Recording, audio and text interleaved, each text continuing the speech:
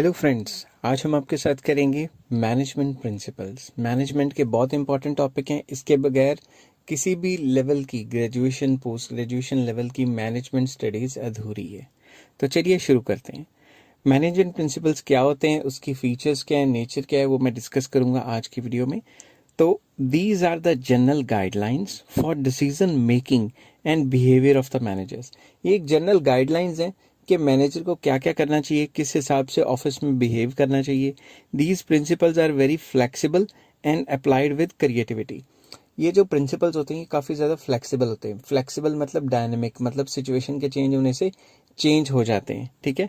और ये क्रिएटिव होते हैं। क्रिएटिव मतलब मैनेजमेंट प्रिंसिपल्स तो हर कोई पढ़ता है, मगर हर एक का काम करने का तरीका तो अलग अलग है ना। तो जितना मैनेजर क्रिएटिव होगा वो उतना ही अच्छे तरीके से इनको अप्लाई कर पाएगा। Management principles are dynamic and they change with the change in environment. Situation and time के साथ ये चेंज होते रहते हैं।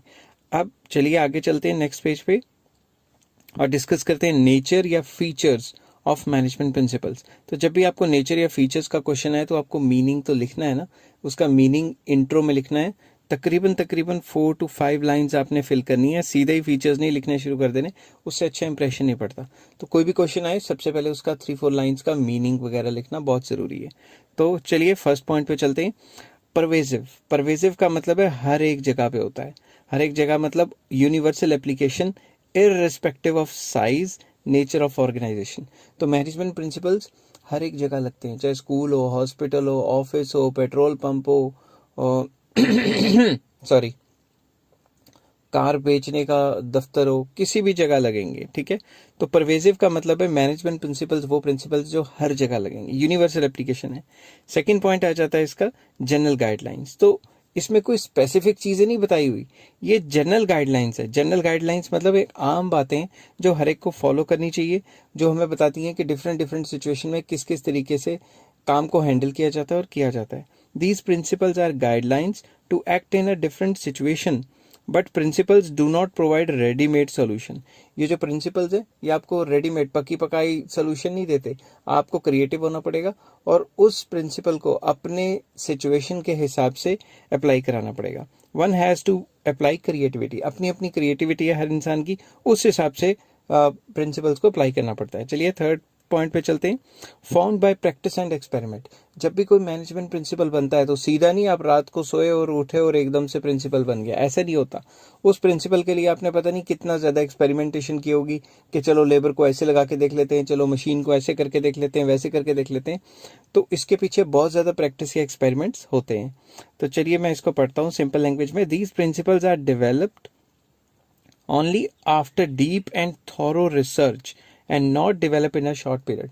ये शॉर्ट पीरियड में डेवलप नहीं हुए, deep research and deep thorough study से, रोज काम कर करके ऐसे करके देखें, वैसे करके देखें, प्रैक्टिस से हुए हैं। तो proper observations and experiments are conducted before developing them. उनको डेवलप करने से पहले प्रॉपर ऑब्जर्वेशंस और प्रॉपर क्या कहते हैं काम कर करके प्रैक्टिस से वो डेवलप किए गए। Fourth point flexible. फ्लेक्सिबल का तो सिंपल सा मतलब है कि ये अलग अलग सिचुएशन में अलग अलग तरीके से अप्लाई होगी। तो these can be applied differently under different situations. In simple words these are not rigid, ये रिजिड नहीं है, and can be modified according to manager. Manager के हिसाब से वो फ्लेक्सिबिलिटी है, चेंज करता रहता है सिचुएशन के चेंज होने से। नेक्स्ट पेज पे चलते हैं और फिफ्थ पॉइंट है मेनली बिहेवियरल। बिहेवियरल का मतलब है सॉरी बोल बोल के गला बैठ जाता है। These are formed to guide and influence the behavior of the employees. ये इसलिए बनाए गए हैं कि जो एम्प्लॉयज़ हैं एज वेल एज मैनेजर, दोनों का जो बिहेवियर है उसको चेंज किया जाए, दोनों के बिहेवियर को पॉजिटिव लाया जाए ताकि कंपनी का गोल हासिल हो सके। These focus on improving relationship between superior and subordinate. इनमें कुछ प्रिंसिपल्स ऐसे भी हैं, फ्योल ने कहे गए कि भाई कहा हुआ है कि भाई सुपीरियर और सबॉर्डिनेट के जो रिलेशंस है वो अच्छे होने चाहिए और अच्छे करने के तरीके भी बताए हैं। Also discuss the relationship between human and material goods. Humans में और मटेरियल गुड्स में मतलब इंसान जो एम्प्लॉई है और जो मटेरियल गुड मतलब मशीन है उसके बीच में कैसे ताल्लुकात अच्छे करने, उससे ज़्यादा से ज़्यादा काम कैसे निकलवाना मशीन से, उससे भी ये डील करते हैं। सिक्स पॉइंट आ जाता है cause and effect relationship. These principles are based on cause and effect relationship from a particular activity. किसी भी एक्टिविटी में बताएंगे इसके कॉज कारण क्या थे, वजह क्या थी और इसके असर क्या पड़ेंगे, ठीक है। तो ये जो मैनेजमेंट प्रिंसिपल्स हैं ये किसी भी प्रॉब्लम के कॉज और उसके इफेक्ट तक जाते हैं, पूरा मतलब डिटेल में स्टडी करते हैं उसको।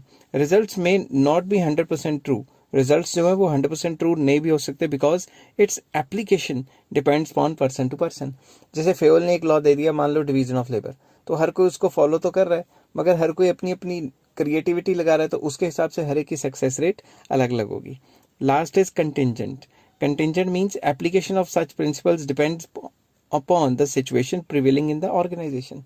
हर एक की कंपनी में अलग अलग सिचुएशन चल रही है, तो जिस जिस हिसाब से सिचुएशन चल रही है उसी हिसाब से ये अप्लाई होते हैं, वैसे अन्यथा ये अप्लाई नहीं होते। आई होप ये सारी चीज़ें आपको समझ आ गई होंगी। और हेलो फ्रेंड्स, आज मैं आपके साथ करूंगा इंपॉर्टेंस ऑफ मैनेजमेंट प्रिंसिपल्स, या फिर इसको कह सकते हैं सिग्निफिकेंस ऑफ मैनेजमेंट प्रिंसिपल्स, कि ये जो मैनेजमेंट प्रिंसिपल्स हैं ये इतने इंपॉर्टेंट क्यों हैं, ये इतने सिग्निफिकेंट क्यों हैं। ठीक है, तो सबसे पहले मीनिंग इन इंट्रोडक्शन में जो भी आप इसका मीनिंग लिखोगे वो 4 to 5 लाइंस का लिखोगे, जो कि मैंने प्रीवियस वीडियो में आपको अच्छे से डिस्कस किया है, और उसका जो लिंक है वो मैं डिस्क्रिप्शन में दे दूंगा, तो आप नंबर वाइज वीडियो देखोगे तो आपको बहुत अच्छे तरीके से समझ आने वाली है। नेक्स्ट आ जाता है फर्स्ट पॉइंट जो इसका है कि ये इतनी इंपॉर्टेंट क्यों है। Providing managers with the useful insight into reality. जो भी मैनेजर्स हैं उनको यूजफुल नॉलेज प्रोवाइड करती है, उनकी एबिलिटी को बढ़ाती है, उनको अंडरस्टैंडिंग को बढ़ाती है, सो दैट कि वो अपने अंदर नई नई चीज़ें रियलिटी के हिसाब से ला सकें। चलिए इसको सिंपल इंग्लिश में पढ़ते हैं। These principles act as a guidelines for managers के लिए गाइडलाइंस की तरह। दीज प्रिंसिपल्स इंप्रूव नॉलेज, ये मैनेजर्स की नॉलेज को इंप्रूव करते हैं, उनकी एबिलिटी को इंप्रूव करते हैं, उनकी अंडरस्टैंडिंग को इंप्रूव करते हैं। ठीक है, and these principles acts as a guide, ये एक गाइड है मैनेजर की, ताकि वो राइट डिसीजंस ले सकें राइट टाइम पे। ठीक है, तो ये पॉइंट सिंपल वर्ड्स में आपको ये बताता है कि मैनेजर्स की बहुत ज़्यादा हेल्प करते हैं और उन्हें रियलिटी में लेके जाते हैं कि भाई ये सिचुएशन है और इसके हिसाब से आपको ये काम करने चाहिए। Next point, optimum allocation of resources. Optimum allocation of resources तो सिंपल सा है कि ये जो प्रिंसिपल्स हैं ये इंसिस्ट करते हैं, ये जोर देते हैं, किस पे जोर देते हैं कि प्लान तरीके से एक्टिविटीज़ करो और सिस्टमेटिक ऑर्गेनाइजेशन करो, मैन एंड मटीरियल मतलब मशीन्स की और इंसानों की सिस्टमेटिकली ऑर्गेनाइज्ड करो उनको अच्छे तरीके से, इस हिसाब से करो कि fuller utilisation of given resources हों, क्योंकि जब भी फुलर यूटिलाइजेशन ऑफ रिसोर्सेज होंगे या वेस्टेज नहीं होंगे तो कंपनी बहुत अच्छा काम करती है और कंपनी के प्रॉफिट्स बढ़ जाते हैं। चलिए थर्ड पॉइंट पे चलते हैं, साइंटिफिक डिसीजंस। ये प्रिंसिपल्स हमें क्या करते हैं, ये साइंटिफिक तरीके से हमें डिसीजन लेने पे मजबूर कर देते हैं कि managers they enable the managers to take scientific decisions to solve the problems। तो जो भी प्रॉब्लम्स होंगी उनको साइंटिफिक तरीके से मतलब हैंडल करने के लिए ये हमें मदद करेंगे, ना कि कोई रूल ऑफ थंब या कोई तुक्केबाजी से मतलब ये प्रॉब्लम सॉल्व करने को कहेंगे। फोर्थ पॉइंट आ जाता है मीटिंग चेंजिंग एनवायरमेंट रिक्वायरमेंट। आपको ये तो पता है कि एनवायरमेंट क्या है, डायनेमिक, हर तीसरे दिन बिजनेस में कोई ना कोई नया चेंजेस आता रहता है, तो नए नए चेंजेस को किस तरीके से हैंडल किया जाता है ये हमें बिजनेस मैनेजमेंट के जो प्रिंसिपल्स हैं ये हमें नॉलेज देते हैं और हमें रास्ता दिखाते हैं। It helps the managers to change with the changing environment. Environment के चेंज होने से मैनेजर को कैसे हैंडल करना चाहिए वो बताते हैं। Management principles train managers in implementing the changes in rigid direction at a right time. Basically ये बताता है कि मैनेजर को इम्प्लीमेंट करने को क्या कहते हैं, implementing the change in rigid direction. जो उसने रिजिडनेस पकड़ी हुई है उसको सॉल्व करने में हेल्प करते हैं कि भाई रिजिडनेस को छोड़ के फ्लेक्सिबिलिटी पे आओ और राइट टाइम पे ये सारा कुछ चेंज करो। तो बेसिकली इस पॉइंट में ये कहते हैं कि ओवरऑल एनवायरनमेंट के हिसाब से अपने बिजनेस को चेंज करना या मैनेजमेंट को चेंज करना मैनेजर्स को ये सिखाता है कि किस किस तरीके से ये किया जाता है। चलिए नेक्स्ट पॉइंट पे चलते हैं। फिफ्थ पॉइंट आ जाता है इफेक्टिव एडमिनिस्ट्रेशन। तो एडमिनिस्ट्रेशन संभालना किसका काम है, टॉप लेवल मैनेजमेंट का। टॉप लेवल मैनेजमेंट अच्छी तरह से रूल्स रेगुलेशन बनाएगी ताकि इफेक्टिव तरीके से मैनेजमेंट की जा सके या एडमिनिस्ट्रेशन किया जा सके। तो it is a top level management that to maintain effective administration. It is the duty लिखना था, duty of top level management that is to maintain effective administration. कभी कभी स्पीड में लिखता हूँ तो एक आधा वर्ड मतलब गायब हो जाता है, ठीक है। तो ये टॉप लेवल मैनेजमेंट की मेन ड्यूटी है ताकि वो इफेक्टिव एडमिनिस्ट्रेशन करे, अंडर विच क्या करता है वो plans and policies are formed या फ्रेम्ड भी लिख सकते हो कि प्लान्स एंड पॉलिसीज बनाई जाती हैं, ठीक है। तो management principle acts as a guidelines and base to form various types of administrative policies. तो जो भी एडमिनिस्ट्रेटिव पॉलिसीज बनानी है टॉप लेवल मैनेजमेंट ने, तो ये जो मैनेजमेंट प्रिंसिपल्स हैं ये इनको इंस्पायर करते हैं, गाइड करते हैं कि किस किस तरीके से काम करना चाहिए, ताकि मैनेजमेंट पॉलिसीज इस हिसाब से बनाई जाए ताकि इफेक्टिव एडमिनिस्ट्रेशन हो, अच्छे तरीके से एडमिनिस्टर किया जाए किसी भी कंपनी को। नेक्स्ट आ जाता है 6 पॉइंट, फुलफिलिंग सोशल रिस्पॉन्सिबिलिटी। ये तो आपको पता है कि बिजनेस कोई भी हो, विदाउट सोसाइटी तो चल नहीं सकता, तो हर एक बिजनेस की सोसाइटी के लिए कुछ ना कुछ ऑब्लिगेशंस होती हैं और वो उनको करनी पड़ती हैं। अगर करेंगे तो बहुत अच्छी रहेगी, अगर नहीं करेंगे तो फिर सोसाइटी में वो कंपनी की मशहूरी भी नहीं होगी, और क्या कहते हैं, आस्ता आस्ता वो कंपनी बदनाम भी हो सकती है, कुछ भी हो सकता है। तो business occurs due to society. Business किस लिए अकर करता है? सोसाइटी के लिए। सोसाइटी की वजह से ही तो बिजनेस है, लोगों को ही तो सामान बेचना है। It also use societies resources या रिसोर्सेज ऑफ द सोसाइटी। तो बिजनेस जो है समाज के ही तो रिसोर्सेज यूज करता है। So it must provide something for the society. तो इसको सोसाइटी के लिए कुछ प्रोवाइड करना चाहिए। क्या प्रोवाइड करना चाहिए? Social responsibility. ये सोशल रिस्पॉन्सिबिलिटी मैंने पिछले चैप्टर्स में ऑब्जेक्टिव्स ऑफ मैनेजमेंट में डिस्कस किए गए, उसका जो लिंक है वो मैं डिस्क्रिप्शन में दे दूंगा, आप प्लीज जाके चेक कीजिए। Management principles guide managers to perform social responsibilities. जितने भी मैनेजमेंट प्रिंसिपल्स हैं ये गाइड करते हैं किसको? ये गाइड करते हैं मैनेजर्स को कि हम अपनी सोशल रिस्पॉन्सिबिलिटी किस किस तरीके से पूरी कर सकते हैं। तो इसके अंदर नेक्स्ट पॉइंट आ जाता है management training, education and research. तो जो भी मैनेजर इसको अच्छे तरीके से मैनेजमेंट प्रिंसिपल्स को फॉलो करता है तो उसमें क्या होता है, बेसिकली साइंटिफिक तरीके से जजमेंट लेगा हर एक चीज की और लॉजिकल थिंकिंग रखेगा। इसी वजह से क्या होगा, these principle acts as a base for doing research. तो इसी वजह से जब वो इन प्रिंसिपल्स को बेस मान के चलेगा, जो मैंने आगे आने वाले टाइम पे डिस्कस करने हैं, फेयोल के भी और औरों के भी, और वो क्या करेगा, ये रिसर्च करेगा, नए नए तरीके उस प्रिंसिपल को अपने बिजनेस पे अप्लाई करके नए नए तरीके या नए नए तरीके से एप्लीकेशन उनकी सीखेगा। ठीक है, तो सिंपल वर्ड्स में यहाँ पे क्या बताने चाहते हैं कि इस वजह से मैनेजमेंट प्रिंसिपल्स को फॉलो करने की वजह से रिसर्च एंड डेवलपमेंट होती है और हर एक मैनेजर के अपने न्यू आइडियाज आते हैं और उसकी इमेजिनेशन बढ़ती है ताकि वो नए नए तरीके से काम करे और काम पहले से बेहतर हो।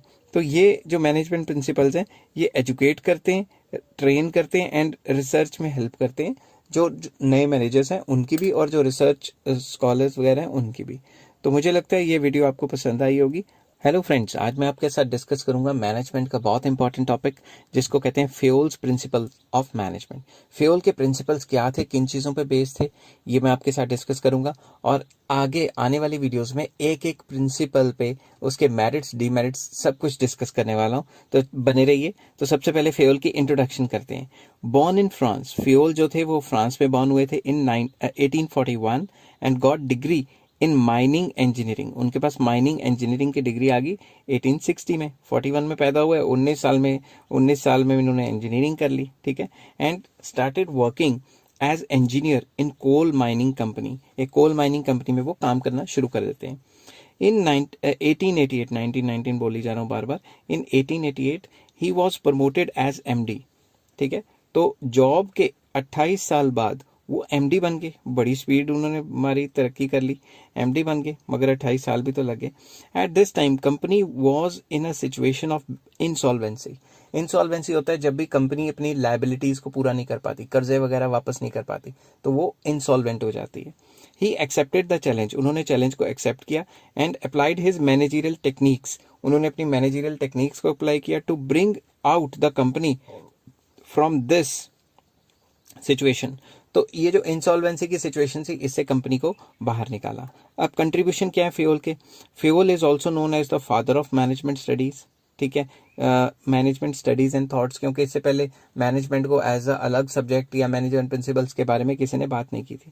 It is due to following reasons. Number 1, he made clear distinction between technical and managerial skills. उन्होंने कहा भाई मैनेजरियल स्किल्स मैनेजमेंट के साथ रिलेटेड होती हैं, टेक्निकल स्किल्स एक अलग चीज़ है। तो जो टेक्निकल स्किल्स वाला बंदा है जैसे इंजीनियर, वो मैनेजर बन नहीं पाएगा, क्योंकि टेक्निकल स्किल्स अलग होती हैं, मैनेजरियल स्किल्स अलग होती हैं। अगर उसे मैनेजर बनना है तो उसे मैनेजरियल स्किल्स सीखनी पड़ेंगी। ठीक है, number 2, he identified main subjects in the process of management. उन्होंने मैनेजमेंट के कई प्रोसेस हैं उसको आइडेंटिफाई किया। कौन कौन से प्रोसेस है? Planning, organising, staffing, directing, controlling. और ये पूरे के पूरे चैप्टर हैं जो हम आगे जाके डिस्कस करेंगे आने वाली वीडियोस में। तो थर्ड पॉइंट जो उन्होंने कंट्रीब्यूट किया वो था he developed 14 principles of management. जो 14 प्रिंसिपल्स ऑफ मैनेजमेंट है जो कि गाइडलाइंस है पूरे वर्ल्ड में मैनेजमेंट के। तो पूरे वर्ल्ड की जो मैनेजमेंट है, कोई भी कंपनी, कोई भी कुछ, कोई भी मैनेजर, ऐसा शायद ही कोई इंसान हो जिसने एमबीए वगैरह की हो, बीबीए वगैरह की हो, मैनेजमेंट स्टडीज की हो और उसको फ्यूल के प्रिंसिपल नहीं आते हो। हेलो फ्रेंड्स, आज मैं आपके साथ करूंगा फर्स्ट प्रिंसिपल ऑफ फ्यूल। जो 14 प्रिंसिपल्स हैं फ्यूल के, उसमें से हेनरी फ्यूल के उसका first principle that is division of labour. Division of labour का मतलब क्या होता है? सिंपल वर्ड्स में इसका मतलब होता है कि जो भी कोई काम है उसको वेरियस पार्ट्स में तोड़ दिया जाए और हर एक पार्ट को एक पर्टिकुलर इंसान करेगा और लगातार करते करते स्पेशलाइज हो जाएगा और उसे काम में महारत हासिल हो जाएगी। एग्जाम्पल एक साइकिल है। साइकिल को बनाने का काम एक इंसान ना करे, हैंडल एक इंसान बनाए, टायर एक इंसान बनाए, फ्रेम एक इंसान बनाए, ऐसे काम को तोड़ के अलग अलग इंसानों को दे दिया जाए और उनकी काम करने की स्पीड बढ़ जाएगी। तो इस चीज को हम कहते हैं division of labour. Simple English में इसको डिस्कस करते हैं।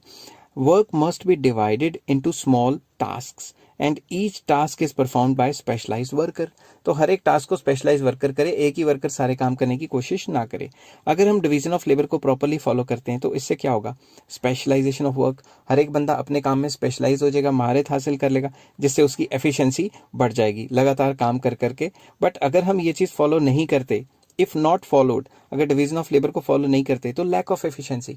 कभी कोई इंसान कोई काम कर रहा है, दूसरे पल में कोई दूसरा काम कर रहा है, तो फिर इससे एफिशिएंसी तो बढ़ेगी नहीं। नो स्पेशलाइजेशन, हम ये नहीं कह सकते कि ये इंसान इस पर्टिकुलर काम में स्पेशलाइज है, क्योंकि उससे तो सारे काम करवा लिए जाते हैं। And third, chances of duplication of work. ऐसा भी हो सकता है कि एक इंसान को कभी एक काम करा रहे हैं, कभी दूसरा काम करा रहे हैं, वो काम करा रहे हैं जो पहले से कोई और इंसान कर रहा है। हर एक को अलग अलग काम दिया होता है तो डुप्लीकेशन ऑफ वर्क होने के चांसेस ही ना रहते। आई होप ये सारी चीजें आपको समझ आ गई होंगी। हेलो फ्रेंड्स, आज मैं आपके साथ करूंगा हेनरी फ्यूल के जो 14 प्रिंसिपल्स था उसका second principle that is authority and responsibility. तो सिंपल वर्ड्स में चलिए शुरू करते हैं। Authority means power to take decisions, responsibility means obligations to complete the job assigned on time. तो अथॉरिटी का मतलब होता है पावर देना कि आप टाइम टू टाइम डिसीजंस ले सको, और रिस्पॉन्सिबिलिटी का मतलब होता है ऑब्लिगेशन कि अगर आपने वो काम नहीं किया तो ऑब्लिगेशन है आपके ऊपर कि वो काम आपको करना ही करना है टाइम पे। जैसे फॉर एग्जांपल सुपीरियर सबऑर्डिनेट को काम दे देते हैं और उनको रिस्पॉन्सिबिलिटी भी दे देते हैं कि भाई तुमने ये, तुम्हारे ऊपर ऑब्लिगेशन है कि तुमने ये काम इस टाइम पे खत्म करना है। There must be a balance between the authority and responsibility. Responsibility और अथॉरिटी में बैलेंस होना चाहिए, ठीक है। कभी भी अथॉरिटी ज्यादा नहीं होनी चाहिए और रिस्पॉन्सिबिलिटी कम। अगर अथॉरिटी पावर ज्यादा दे देंगे और रिस्पॉन्सिबिलिटी कम देंगे तो भाई जो सबऑर्डिनेट है वो बिल्कुल भी काम नहीं करेगा, एंड वाइस वर्सा। मतलब अगर अथॉरिटी दे दी कम और रिस्पॉन्सिबिलिटी ज्यादा, फिर भी वो बेचारा टेंशन में आ जाएगा और काम नहीं करेगा, ठीक है। तो चलिए नेक्स्ट पेज पे चलते हैं और इसके पॉजिटिव इफेक्ट्स वगैरह करते हैं।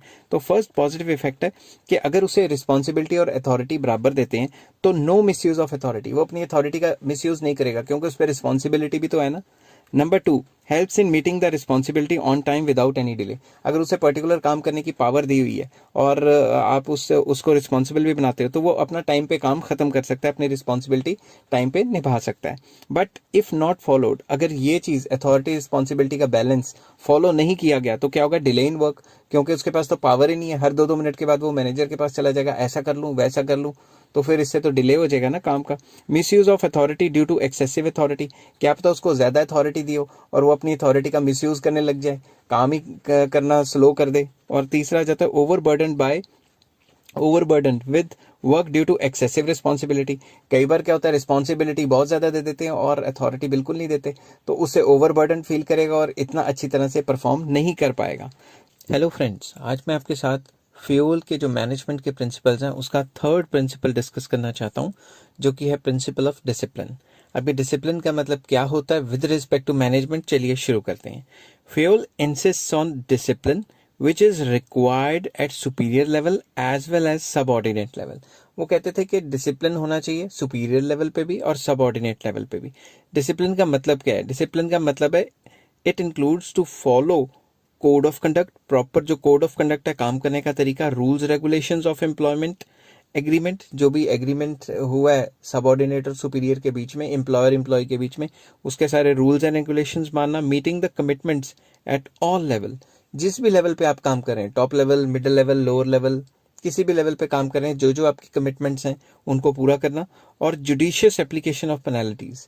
जुडिशियस एप्लीकेशन ऑफ पेनल्टीज का मतलब ये कि फॉर एग्जांपल एक लोअर लेवल पे इंसान है, वो काम करता है, उसने 10 दिन की छुट्टी ले ली, उसकी अगर तनख्वाह कट रही है, तो जो मिडिल लेवल या टॉप लेवल पे 10 दिन की छुट्टी लेता है या कुछ करता है, उसका भी सेम वो होना चाहिए।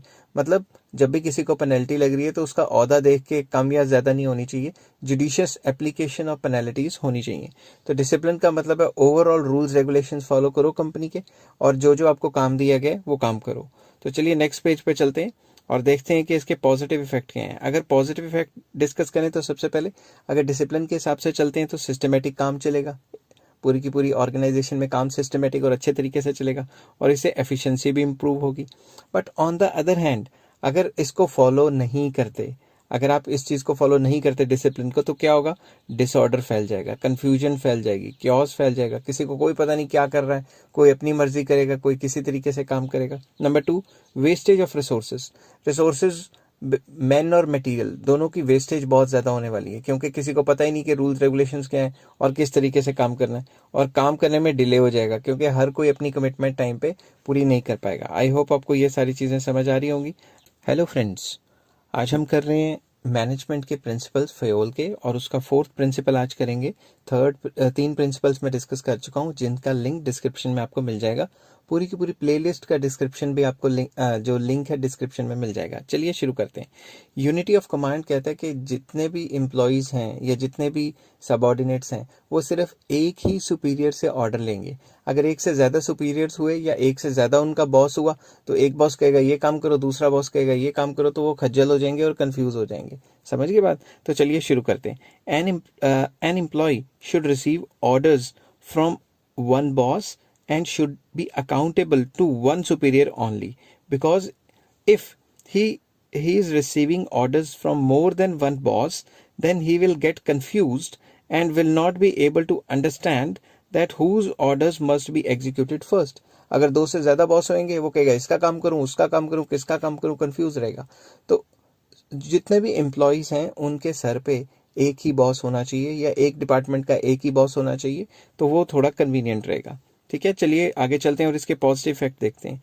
सबसे पहले नो कंफ्यूजन, किसी भी एम्प्लॉय के या सबऑर्डिनेट के मन में ये कंफ्यूजन नहीं होगी किसका ऑर्डर माने, क्योंकि बॉस ही एक है। इसमें ईगो क्लैशेस भी नहीं होंगे। अगर 2 बॉस हुए, एक बॉस कहेगा मेरा काम करो, दूसरा कहेगा मेरा काम करो, ऐसे तो एम्प्लॉय कंफ्यूज हो जाएगा कि किसका काम करें किसका ना काम करें।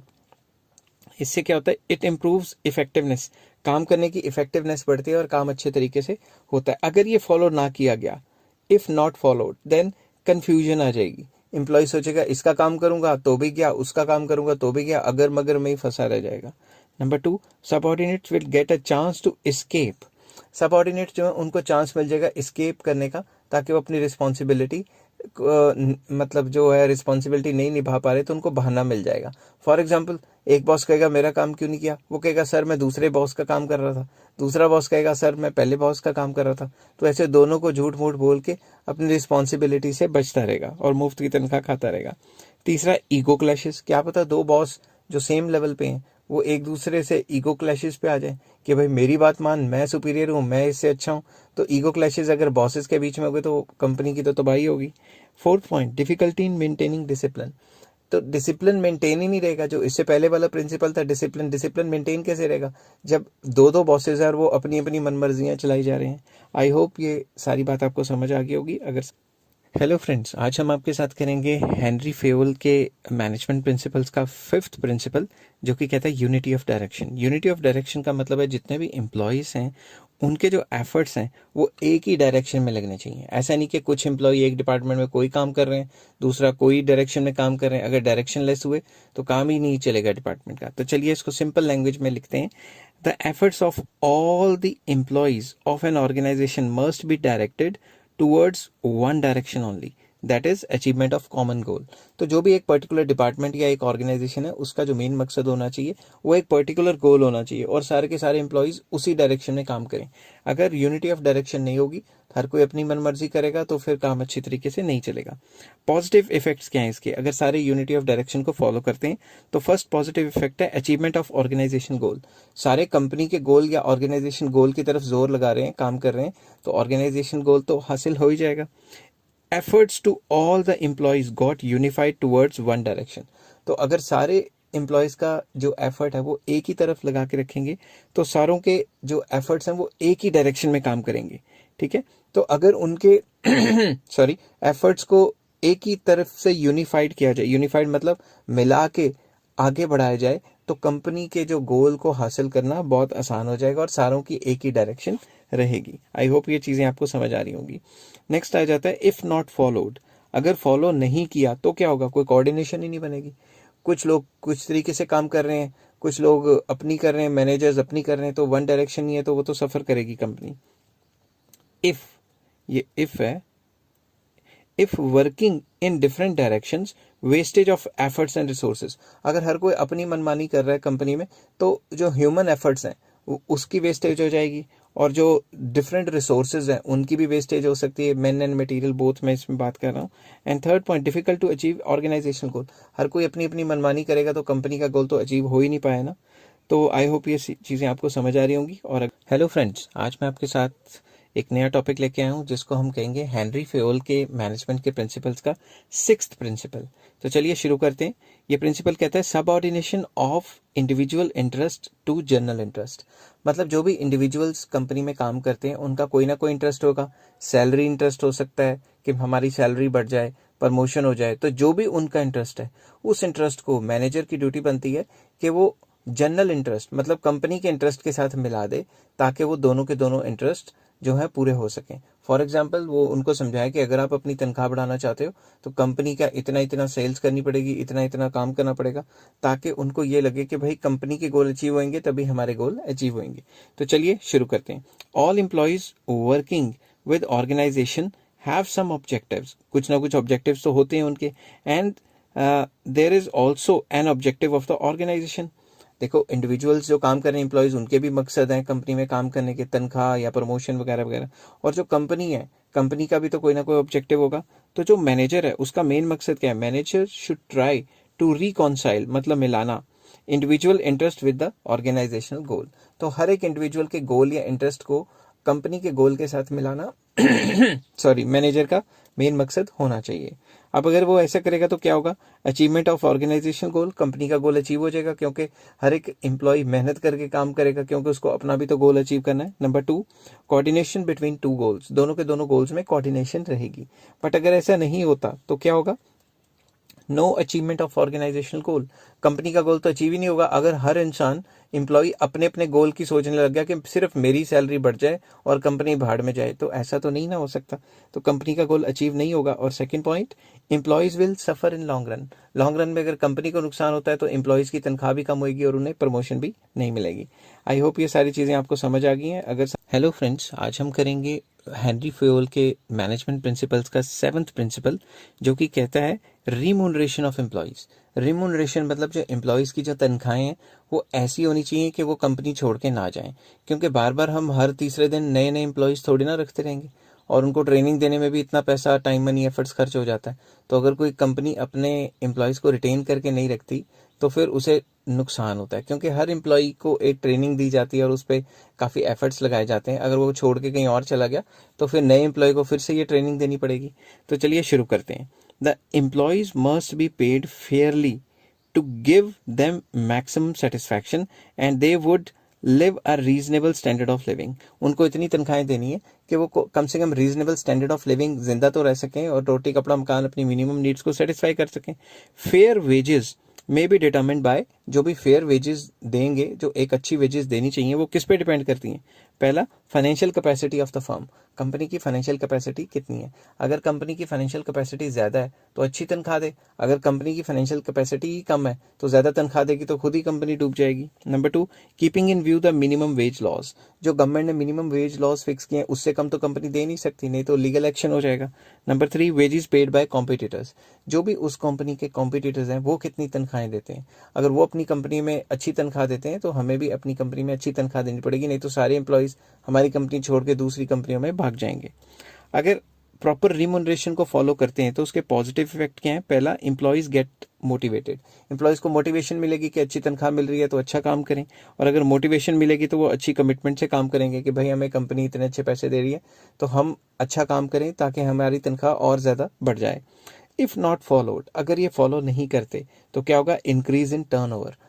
इंसान जो है, जो एम्प्लॉयज़ जो हैं, वो टर्नओवर मतलब भागना शुरू कर देंगे एक कंपनी को छोड़ के दूसरी कंपनी में जहाँ बेटर सैलरी मिल रही है।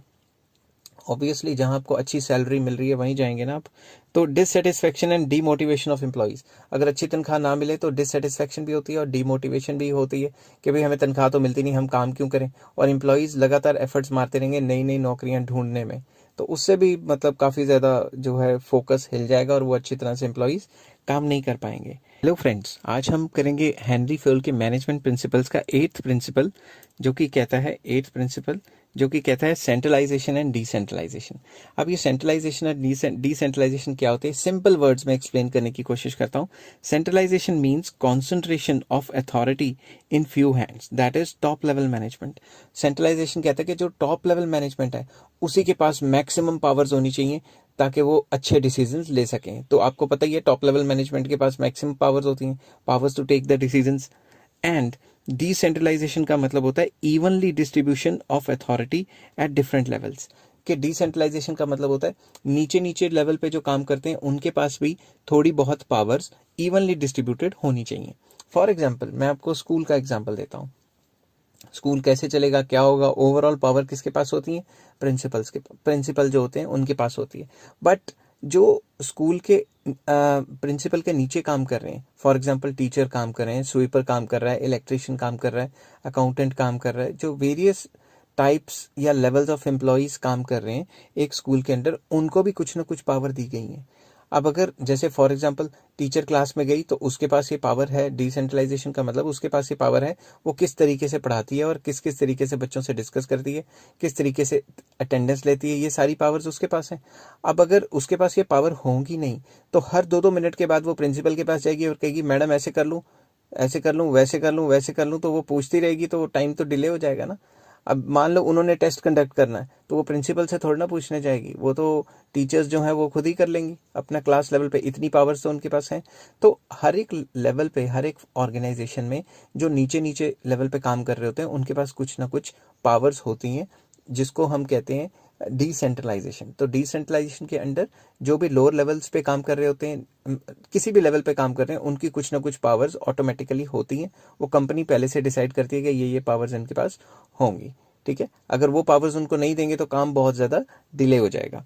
ठीक है, a company must be completely a company must not be completely centralized or completely decentralized, but there must be a mixture of both these. ठीक है, दोनों का मिक्सचर होना चाहिए, कंप्लीट सेंट्रलाइजेशन एंड डिसेंट्रलाइजेशन नहीं होना चाहिए। बट ये सारी चीज़ें किस पे डिपेंड करती हैं? नेचर एंड साइज पे।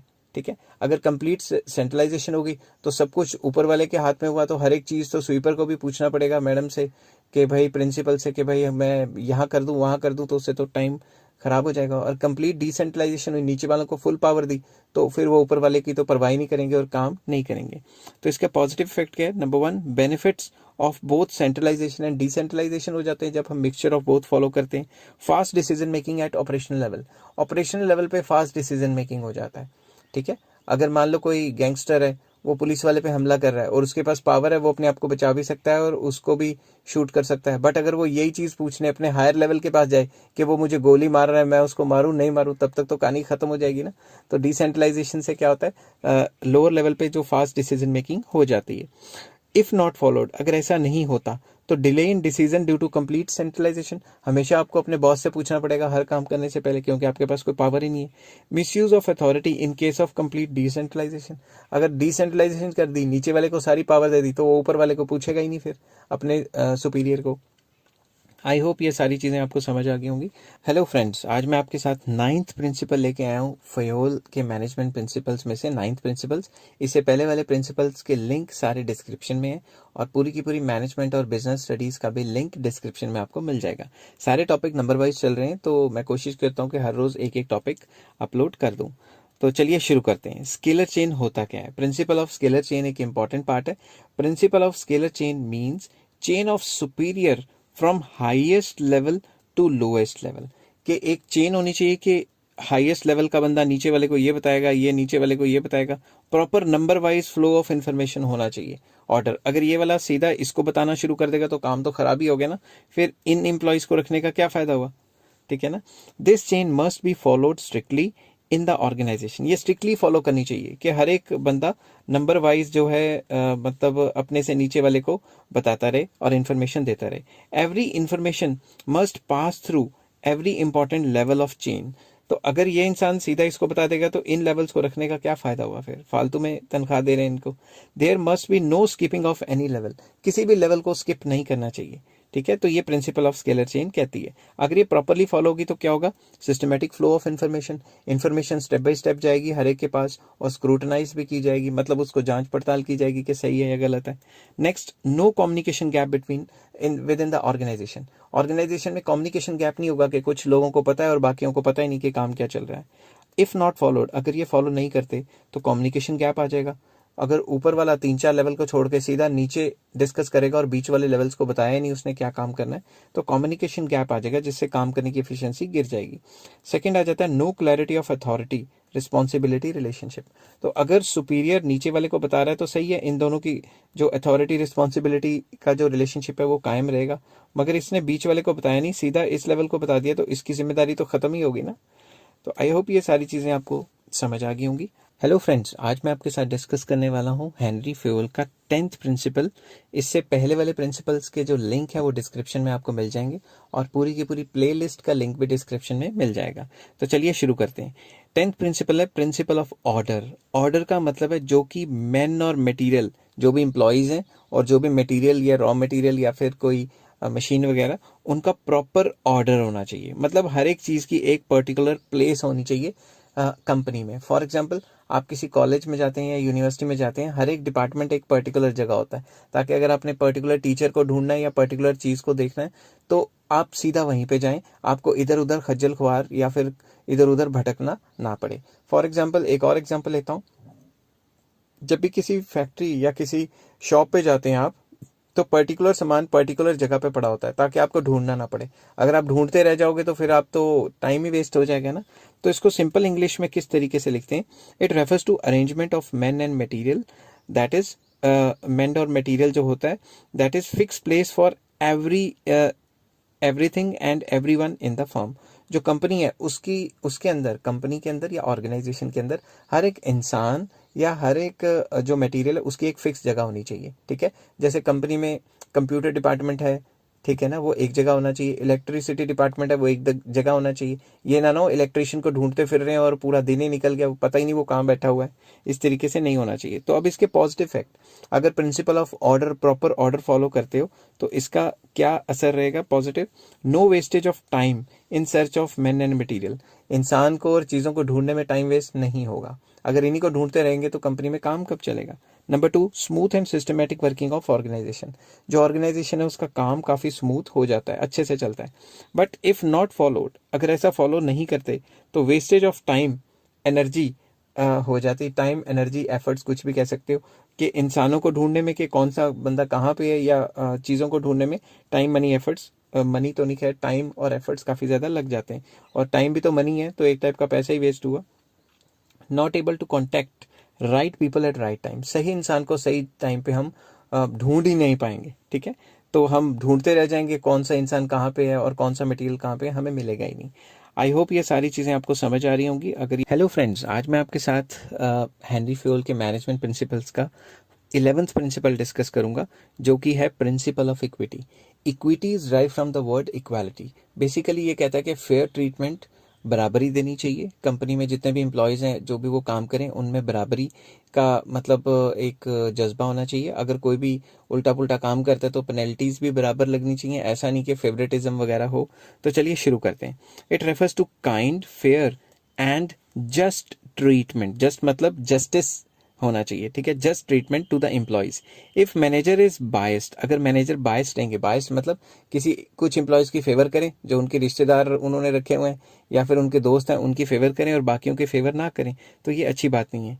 If manager is biased in dealing with employees, employees से डील करने में बायस्ड रहता है, then employees will get dissatisfied. तो जो एम्प्लॉयज़ हैं वो डिससेटिस्फाइड हो जाएंगे, भाई कि हम इतना काम करते हैं, हमारे को तो कोई होता नहीं है, ना हमारी तनख्वाहें बढ़ाता है, जो उनके रिश्तेदार हैं मैनेजर के उनकी तनख्वाहें बढ़ती रहती हैं और उनको वही वाहवाही मिलती रहती है, ठीक है। जब वो डिससेटिस्फाइड फील करेंगे तो क्या होगा, and will not contribute to their maximum capacity, तो उनका मूड ही नहीं करेगा काम करने का, तो वो अपनी मैक्सिमम कैपेसिटी में काम ही नहीं करेंगे। तो आपने सोचा कभी कि जितने भी गवर्नमेंट एम्प्लॉयज़ हैं वो कई लोग तो बहुत अच्छा काम करते हैं, ठीक है, उनकी तो जज्बा होता है अच्छा काम करने का, मगर कई लोग बिल्कुल ही काम नहीं करते, उनको पता है भाई तनख्वाह तो मिल ही जानी है और हमें कौन सा प्रमोशन मिल रही है, फिलहाल प्रमोशन 4-4 5-5 साल के बाद जो भी होता है क्राइटेरिया, उसके बाद तो मिलनी है, काम करें ना करें, ठीक है। तो उनको कईयों को ये पता है कि मेरी मिनिस्टर की सिफारिश तो है नहीं, तो काम करने का क्या फ़ायदा। तो कहने की बात ये है कि अगर इक्वल ट्रीटमेंट देंगे सबको तो वो बहुत ज़्यादा अच्छा रहेगा। It means no discrimination with respect to sex, मतलब मेल फीमेल में कोई नहीं होना चाहिए डिफरेंस कि भाई मेल्स को प्रमोशन देते रहो या फीमेल्स को मत दो, and vice versa. Religion and language के बेस पे प्रमोशंस या फिर कोई ट्रीटमेंट मतलब कोई मतलब इस टाइप का बिहेवियर नहीं करना चाहिए कि किसी के साथ पॉजिटिव कर दो किसी के साथ नेगेटिव। काम जिस हिसाब से किया जाता है उस हिसाब से करना चाहिए। आपको मैंने अभी गवर्नमेंट जो है गवर्नमेंट एम्प्लॉयज़ की एग्जांपल दी। गवर्नमेंट एम्प्लॉयज़ में काफ़ी ज़्यादा मतलब एफिशिएंट भी होते हैं और कई लोग इनएफिशिएंट भी होते हैं, क्योंकि उनको पता है कि भाई हमारी सिफारिश तो है नहीं, हम अच्छा जितना मर्जी काम कर लें कोई फ़र्क तो पड़ना नहीं है, हमने कौन सा ऊपर जाना है, ऊपर तो उन्हीं लोगों ने जाना है जिनकी सिफारिश हो। तो ऐसे काम यहाँ मतलब चलते रहते हैं। नेक्स्ट आ जाता है पेज पे मेरिट्स एंड डीमेरिट्स वगैरह। डीमेरिट्स तो नहीं है खैर इसके। पॉजिटिव इफेक्ट्स अगर इसी तरीके से प्रॉपर फॉलो किया जाएगा तो एम्प्लॉयज़ को क्या होगा, एम्प्लॉयज़ को सेटिस्फैक्शन मिलेगी कि हमारे साथ इक्वल ट्रीटमेंट होता है और वो मोटिवेटेड फील करेंगे कि भाई कंपनी में जो है बराबरी रहती है और कंपनी बहुत अच्छी है और उनका मोरल जो है अप रहेगा, उनका कॉन्फिडेंस अप रहेगा। बट इफ़ नॉट फॉलोड तो क्या होगा, एम्प्लॉयज़ डिससेटिस्फाइड फील करेंगे कि भाई जितना अच्छा काम कर लो हमें तो कोई पूछता ही नहीं है, हमारी तो कभी तनख्वाह बढ़ेगी नहीं। तीसरा, इंक्रीज इन टर्नओवर, वो कंपनी छोड़ के दूसरी कंपनियों में भागना शुरू कर देंगे।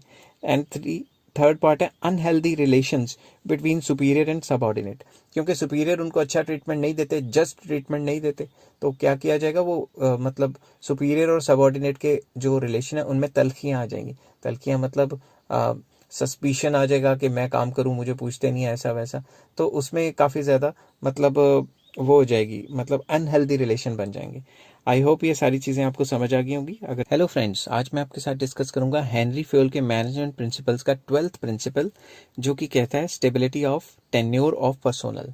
जितने भी आपने एम्प्लॉयज़ रखे हुए हैं उनकी जो टेन्योर है उसमें स्टेबिलिटी रहनी चाहिए। मतलब ये नहीं कि आप कभी भी मुंह उठा के किसी को निकाल दें और किसी को भी रख दें।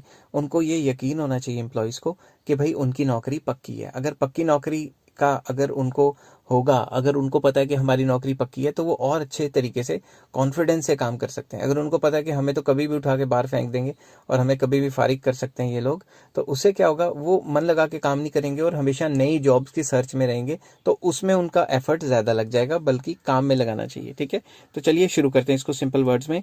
It means no frequent terminations, किसी को फ्रीक्वेंटली बाहर नहीं निकालना, या फिर कभी कभी किसी को निकाल दिया, कभी किसी को निकाल दिया। एंड ट्रांसफर ऑफ एम्प्लॉयज़, तो ट्रांसफर भी नहीं करना एक डिपार्टमेंट से दूसरे डिपार्टमेंट, उसको एक ही जगह पे काम कराओ ना, तभी तो वो उसको एक्सपर्ट बनेगा काम करके।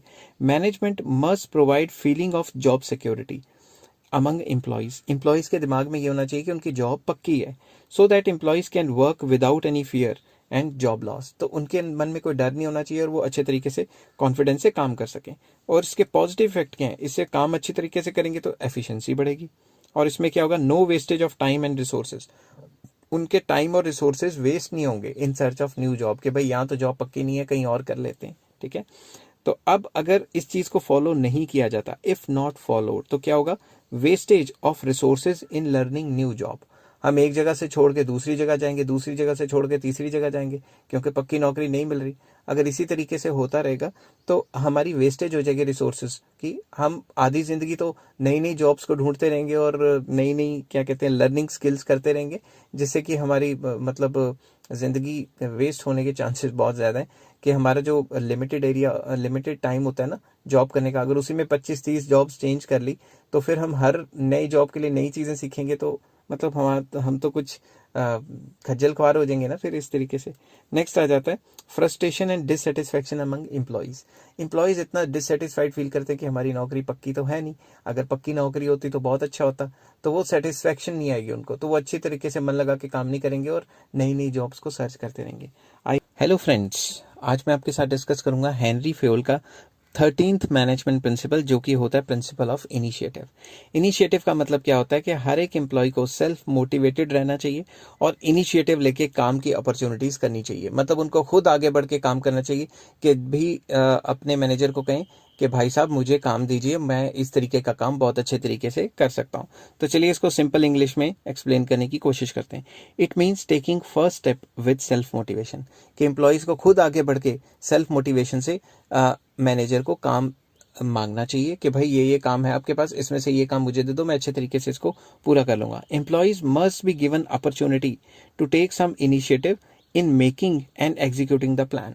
तो जो भी कोई डिपार्टमेंट का प्लान बनेगा तो एम्प्लॉयज को मौका देना चाहिए कि वो आगे बढ़ के पार्टिसिपेट कर सकें और अपने जो व्यूज हैं वो भी दे सकें और उस काम को अच्छे तरीके से निभा भी सकें।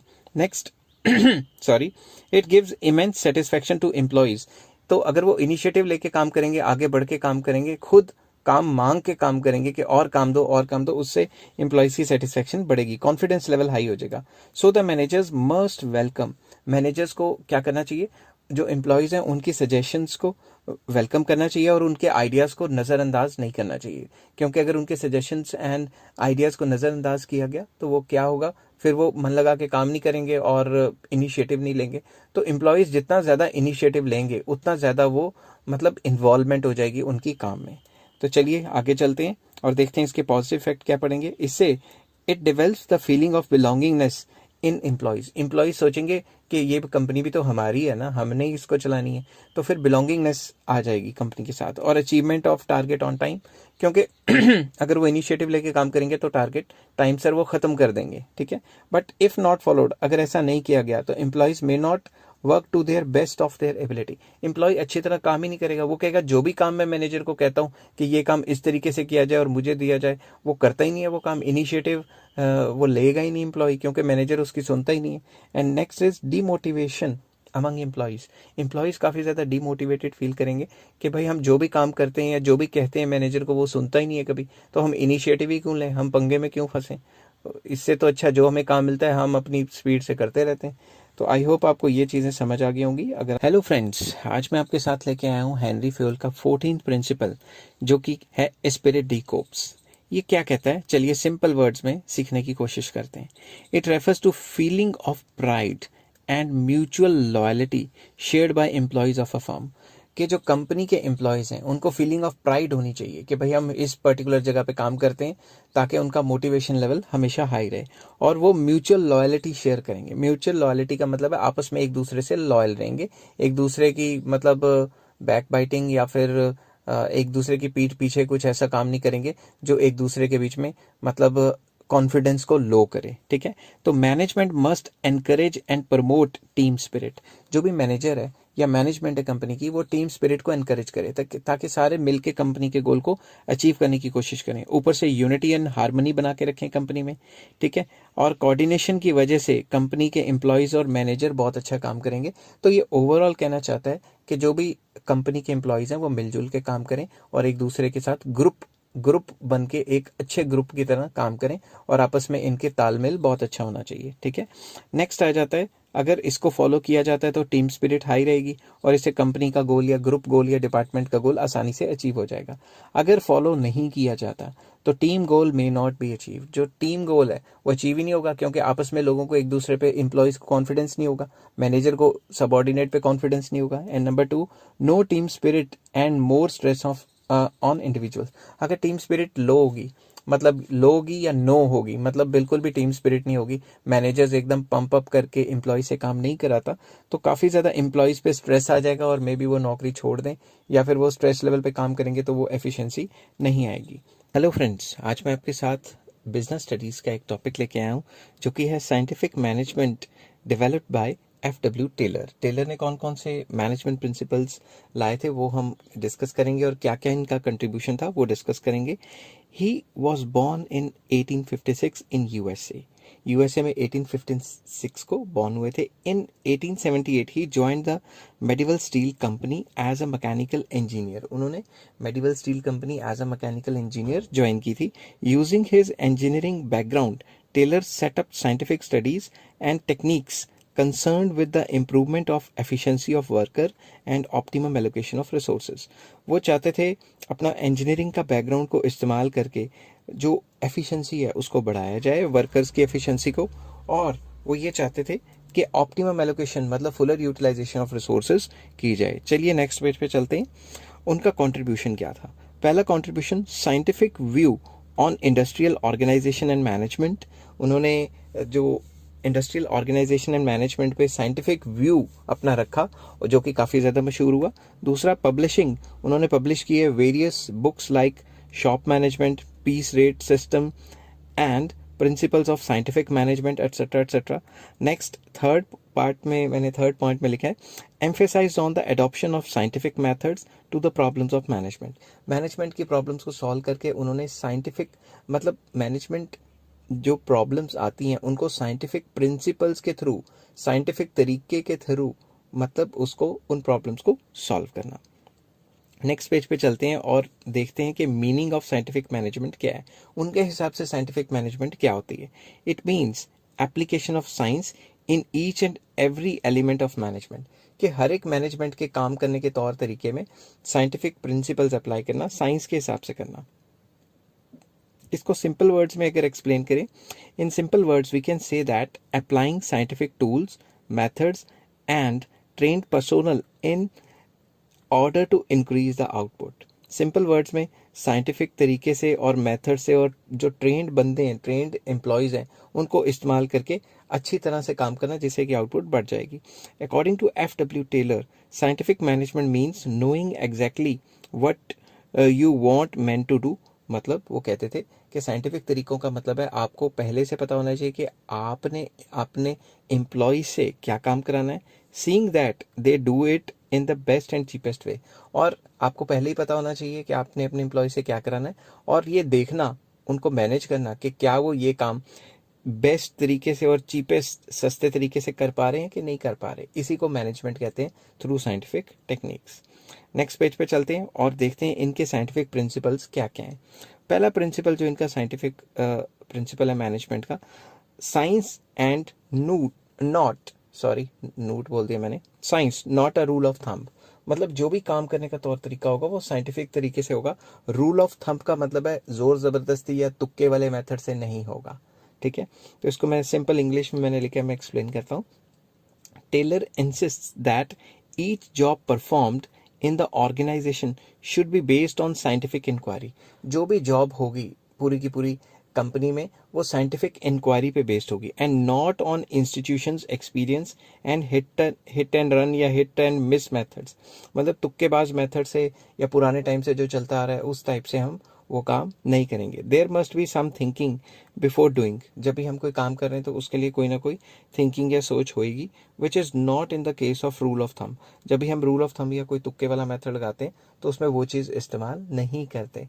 तो हमने जो भी मेथड यूज़ करना है उसको पहले से सोच के रखना है और साइंटिफिकली उसको अच्छी तरह से देखना है कि ये मेथड पॉसिबल है भी है कि नहीं। तो मतलब हर एक मेथड के पीछे साइंस इन्वॉल्व होनी चाहिए and not rule of thumb. Next आ जाता है harmony not discord. Simple words में हार्मनी भाईचारा बना के रखना है और उसी भाईचारे के हिसाब से काम करना है और प्यार मोहब्बत बना के रखनी है मैनेजमेंट करते हुए। ऐसा नहीं कि दुश्मनी टाइप हो या लड़ाइयाँ हो या एक दूसरे के लिए दिमाग में नेगेटिव थॉट्स होंगे तो कंपनी नहीं चलेगी। बोथ द सुपीरियर्स, अब मैं सिंपल इंग्लिश में इसको पढ़ता हूँ, both superior and subordinates work together in an organisation must work in harmony. जो भी सुपीरियर और सबऑर्डिनेट है वो आपस में मिलके काम करें और हार्मनी में काम करें। हार्मनी होता है भाईचारा एंड प्यार मोहब्बत। ठीक है, two groups that is workers and management group should change their attitude. वो एक दूसरे के लिए अपना एटीट्यूड चेंज कर दें। ठीक है, ही इंसिस्ट ऑन मेंटल रेवोल्यूशन। उन्होंने मेंटल रेवोल्यूशन की बात की थी जिसमें both the workers and the management, उनके दिमाग में मेंटल रेवोल्यूशन आना चाहिए। मतलब जो एक दूसरे के लिए शक की भावना है बिल्कुल ही अपनी जो थिंकिंग है वो चेंज करनी पड़ेगी, which means complete change in the attitude and outlook for each other. एक दूसरे के लिए सोच चेंज करनी पड़ेगी। जैसे लेबर हमेशा सोचता है कि मैनेजमेंट उसका हक खाती है, उसे तनख्वाह नहीं देती, और मैनेजमेंट हमेशा सोचती है कि लेबर काम तो करता नहीं, मैं इसको तनख्वाह उतनी दूंगा और एक्सप्लॉइट ज़्यादा करूंगा। तो दोनों की थिंकिंग में चेंज आना चाहिए, जिससे कि काम करने की एफिशिएंसी बढ़ेगी। Third point, cooperation and not individualism.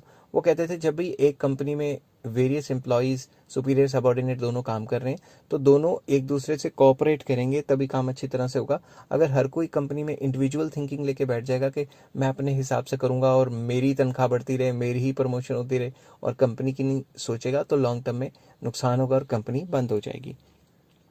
तो इसको सिंपल इंग्लिश में लिखते हैं, the work must be carried on in a cooperation and with, जो भी कॉपरेशन है विद ईच अदर, जो भी काम होगा वो एक दूसरे से कॉपरेशन के साथ होना चाहिए, विद म्यूचुअल कॉन्फिडेंस, आपस में म्यूचुअल कॉन्फिडेंस होना चाहिए, and understanding for each other, एक दूसरे के लिए काफ़ी अंडरस्टैंडिंग चाहिए। Both the workers and managers must work in cooperation, जो वर्कर्स और मैनेजर्स है वो दोनों के दोनों कॉपरेशन से काम करेंगे और इंडिविजुअलिज्म से काम नहीं करेंगे। फोर्थ पॉइंट आ जाता है, development of workers to their efficiency and prosperity. जो वर्कर्स हैं उनको अच्छे तरीके से डेवलप करना है, उनके काम करने के तौर तरीके अच्छे करने हैं, उनको सिखानी है नई नई चीज़ें, ताकि उनकी एफिशिएंसी बढ़े। और प्रॉस्पेरिटी बढ़ने का मतलब यहाँ है कि ये उतना तो कमा सकें जितना मतलब इतनी कमाई इनकी हो सके जिससे कि वो अपना मिनिमम गुजारा अच्छे से कर सकें। जितना मिनिमम गुजारा अच्छे से करेंगे उतना ही, आप खुद सोचो, जितनी तनख्वाह उनको अच्छी लगेगी उतनी ही वो डेडिकेशन से काम करेंगे। ठीक है, तो इसको सिंपल इंग्लिश में करते हैं, efficiency of organisation depends upon efficiency of worker. Worker की एफिशिएंसी जो होगी उसी हिसाब से जो कंपनी है उसकी एफिशिएंसी होगी। Which depends upon the training, ये किस पे डिपेंड करती है, training and selection of employees. अच्छी ट्रेनिंग और अच्छी सिलेक्शन प्रोसीजर होगा तो कंपनी ज़्यादा एफिशिएंट होगी। Due care should be taken while selecting, जब भी आप किसी एम्प्लॉय को सिलेक्ट कर रहे हो तो आपको एक अच्छी केयर देनी पड़ेगी। And after selection they must be given job according to their qualification, उनको उनकी क्वालिफिकेशन के हिसाब से नौकरी देनी चाहिए। Employees must be sent for training from time to time, उनको टाइम टू टाइम ट्रेनिंग भी देनी चाहिए ताकि उनको एक अच्छी काम करने की स्किल्स जनरेट हो जाए। This will ensure efficiency and prosperity, अगर उनके अंदर अच्छी स्किल्स होंगी तो उनकी प्रॉस्पेरिटी भी बढ़ेगी, मतलब तनख्वाह तो ऑटोमेटिकली बढ़ी जाएगी। कंपनी की किस किस की बढ़ेगी, कंपनी की भी कमाई अच्छी होगी क्योंकि एम्प्लॉयज़ के पास अच्छी स्किल्स है, और वर्कर्स की तो होगी होगी क्योंकि जब कंपनी कमाएगी तो वर्कर्स को तो पैसे मिलेंगे ही मिलेंगे। तो आई होप ये सारी चीज़ें आपको समझ आ गई होंगी। हेलो फ्रेंड्स, आज मैं आपके साथ डिस्कस करूंगा साइंटिफिक टेक्निक्स।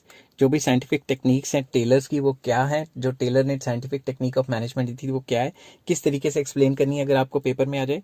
सबसे पहले इंट्रोडक्शन लिखनी है आपने, इंट्रो लिखनी है 4-5 लाइंस की, जो मैंने प्रीवियस वीडियो में इंट्रोडक्शन दी हुई है वहां से आपने देख लेनी है। तो प्रीवियस वीडियो पहले देखें जाके, उसका लिंक मैं डिस्क्रिप्शन में दे रहा हूं।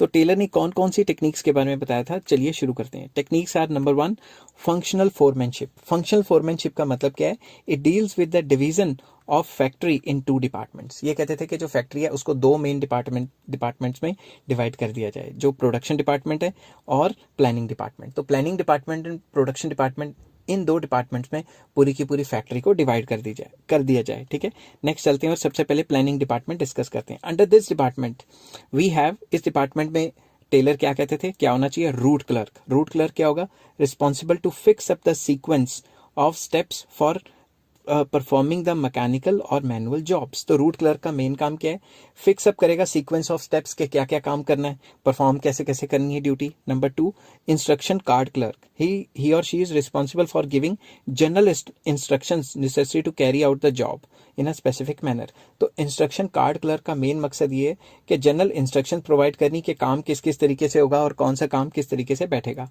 सी पॉइंट में time and cost clerk, time and cost clerk का मेन मकसद क्या है, responsible to fix up time for starting and completion of job. ये बताएगा कि कब शुरू करना है काम, कब खत्म करना है, कितना टाइम एक काम के लिए लगना चाहिए, एटसेट्रा।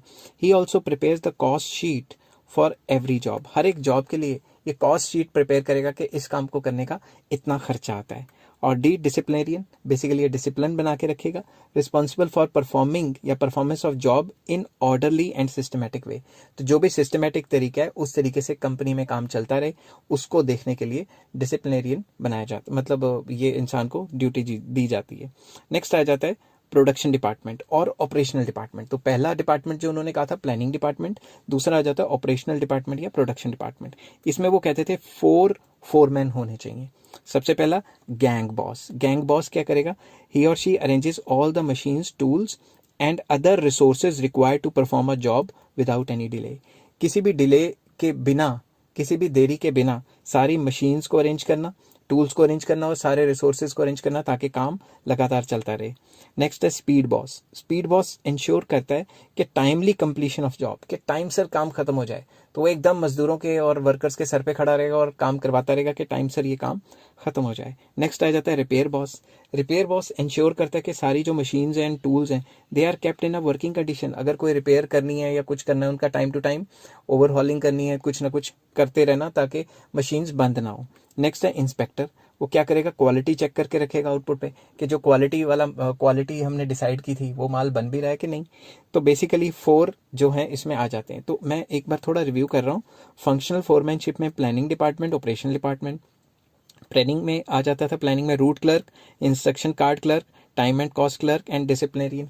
अब दूसरी तरफ ऑपरेशनल डिपार्टमेंट में क्या आता है? Gang boss, speed boss, repair boss and inspector. तो फर्स्ट पॉइंट जो था फंक्शनल फोरमैनशिप का था। नेक्स्ट पॉइंट पे चलते हैं। ये आ जाता है standardisation and simplification of work. तो सबसे पहले स्टैंडर्डाइजेशन ऑफ वर्क क्या होता है? Standardisation of output means both the qualitative as well as quantitative standards for the product. जो भी हम डिसाइड कर रहे हैं कि जो हमने माल बनाना है तो उसके क्वांटिटेटिव एंड क्वालिटेटिव जो एस्पेक्ट हैं वो हमें पहले से डिसाइड करके रखने पड़ते हैं। To set up the standards the manager must make use of work study technique.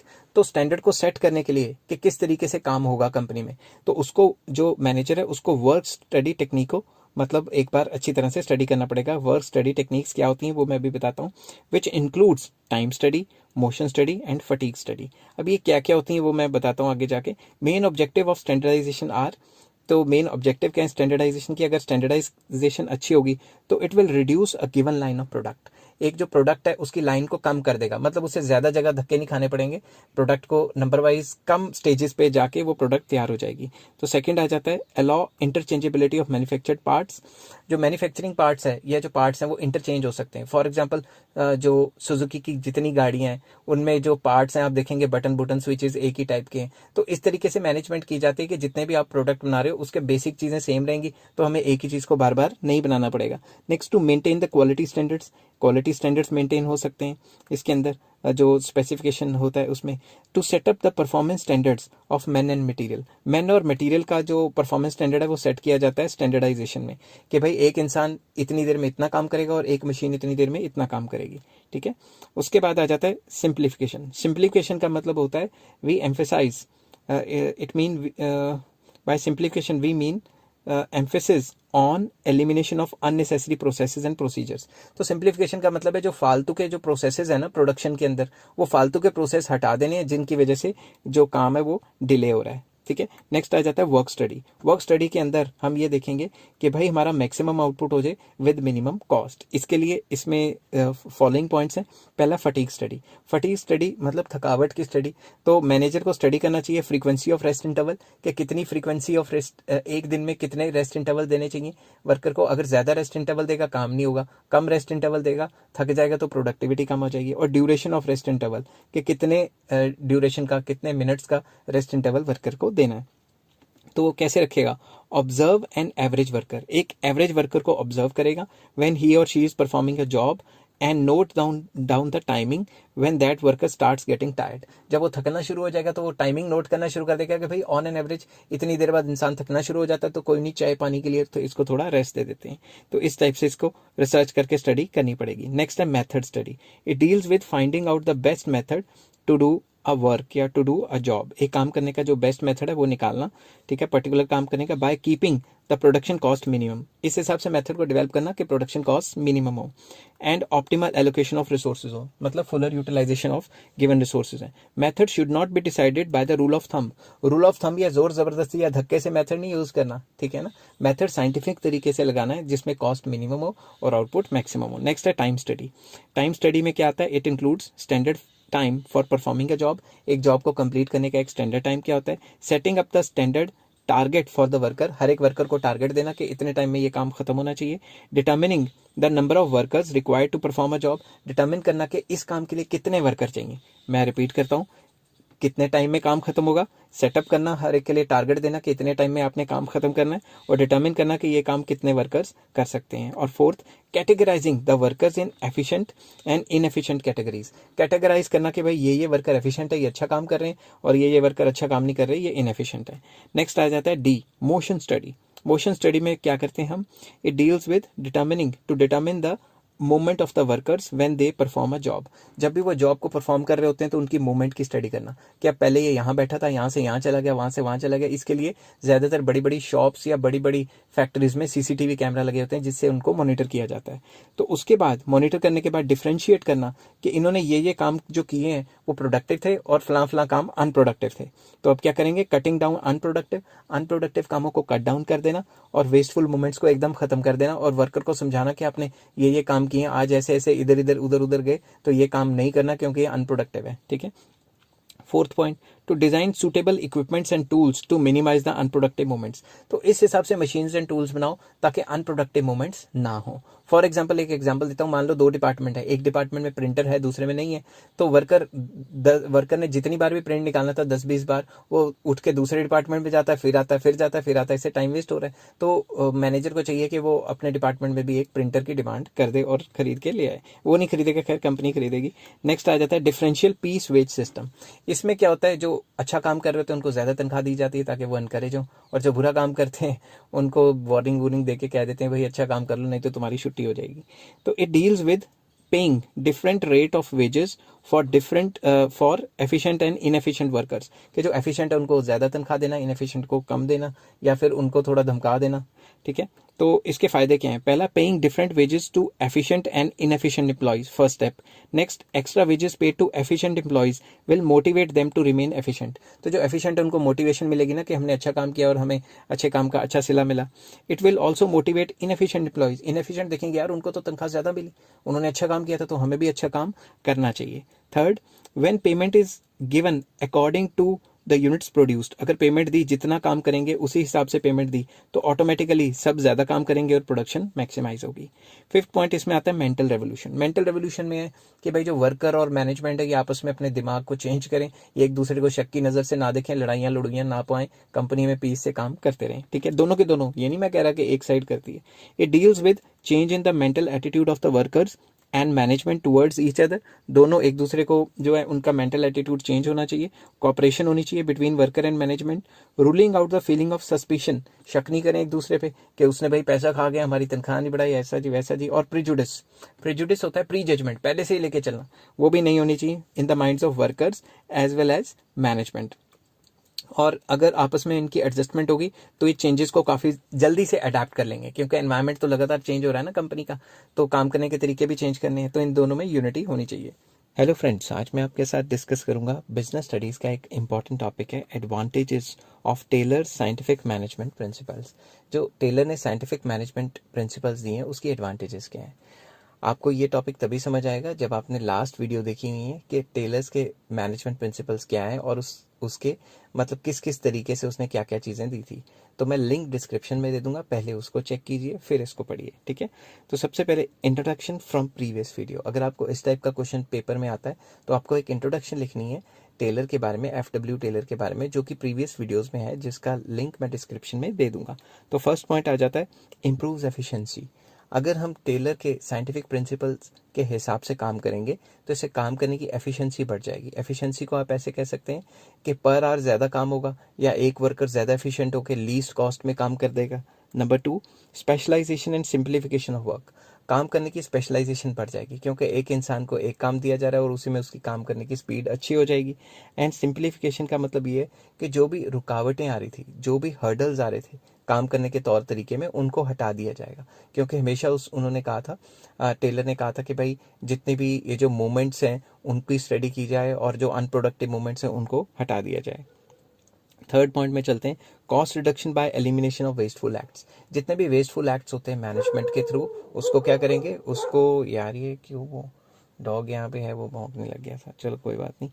Cost reduction bye eliminating wasteful activities, जितनी भी वेस्टफुल एक्टिविटीज़ हैं उसको देखा जाएगा, उसको ऑब्जर्व किया जाएगा और एम्प्लॉयज़ को कहा जाएगा कि वो अपनी वेस्टफुल एक्टिविटीज़ को एकदम ख़त्म कर दें, जिसकी वजह से कॉस्ट रिडक्शन हो जाएगी। फोर्थ पॉइंट कहते हैं इंक्रीज इन मार्केट शेयर। जब सारे काम अच्छे होंगे तो कंपनी अच्छा काम करेगी और कंपनी का मार्केट शेयर बढ़ जाएगा, उसे काफ़ी प्रॉफिट भी होगा। Cooperation between workers and management, जो वर्कर्स और मैनेजमेंट है इसमें कॉपरेशन होगी। जैसा कि टेलर ने बताया था कि मेंटल रेवोल्यूशन होना चाहिए। मेंटल रेवोल्यूशन का मतलब ये कि बोथ वर्कर्स और मैनेजमेंट एक दूसरे के लिए नेगेटिव थॉट्स ना रखें और ना ही नेगेटिव करें, हार्मनी में काम करें, तो कॉपरेशन तो बढ़ेगी इस सिचुएशन में। Improvement in the skills of worker, जब जो वर्कर्स हैं उनको प्रॉपर ट्रेनिंग दी जाएगी और टाइम टू टाइम उनको समझाया जाएगा क्या क्या करना है, तो उनकी स्किल्स अच्छी हो जाएंगी और उनकी एफिशिएंसी भी बढ़ जाएगी। Next 7th point, enables workers to earn more due to existence of differential wage system. ये डिफरेंशियल वेज सिस्टम टेलर ने लाया था। वो कहते थे जो एफिशिएंट वर्कर है उनको ज़्यादा तनख्वाह दी जाए और जो इनएफिशिएंट है उनको कम दी जाए। इससे क्या होगा, जो एफिशिएंट लोग हैं वो एफिशिएंट बने रहेंगे, उनको मोटिवेशन मिलेगी। इवन जो इनएफिशिएंट लोग हैं वो भी मोटिवेटेड फील करेंगे कि यार अगर हम अच्छा काम करें तो हमें तो तनख्वाह अच्छी मिलेगी। तो इसीलिए डिफरेंशियल जो वेज रेट सिस्टम है वो लाना चाहिए, जिसमें इन अकॉर्डिंग टू एफिशिएंसी उनको तनख्वाह दी जाए। आई होप ये सारी चीज़ें आपको समझ आ गई हैं। हेलो फ्रेंड्स, आज मैं आपके साथ डिस्कस करने वाला हूँ मैनेजमेंट का काफ़ी इंपॉर्टेंट टॉपिक है, फ्यूल वर्सेस टेलर। जो फ्यूल हुए हैं उन्होंने भी बहुत अच्छे प्रिंसिपल्स दिए हैं और जो टेलर हुए हैं उन्होंने भी बहुत अच्छे प्रिंसिपल्स दिए हैं। और ये दोनों ने क्या क्या प्रिंसिपल्स दिए हैं ये मैं पहले डिस्कस कर चुका हूँ प्रीवियस वीडियोस में, आप डिस्क्रिप्शन में जाके इसका लिंक देख सकते हैं। अब इसमें टॉपिक ये आएगा कि फेलर कह रहा हूँ, फ्यूल एंड टेलर में डिफरेंस क्या है। तो सबसे पहला फर्स्ट पॉइंट चलिए शुरू करते हैं। It deals with the management efficiency. जो फ्यूल है उनका मेन फोकस है मैनेजमेंट एफिशिएंसी पे, मगर जो टेलर है उनका मेन फोकस किस पे, वर्कर्स एफिशिएंसी पे। ये चीज़ आपको याद रखनी है।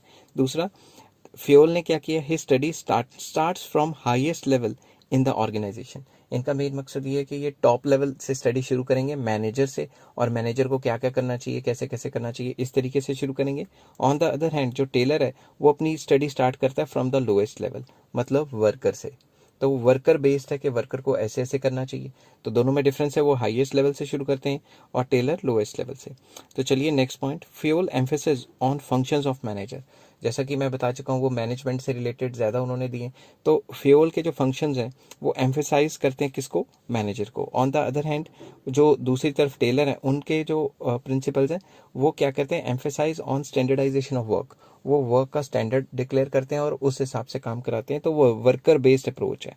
नेक्स्ट पेज पे चलते हैं और फोर्थ पॉइंट डिस्कस करते हैं।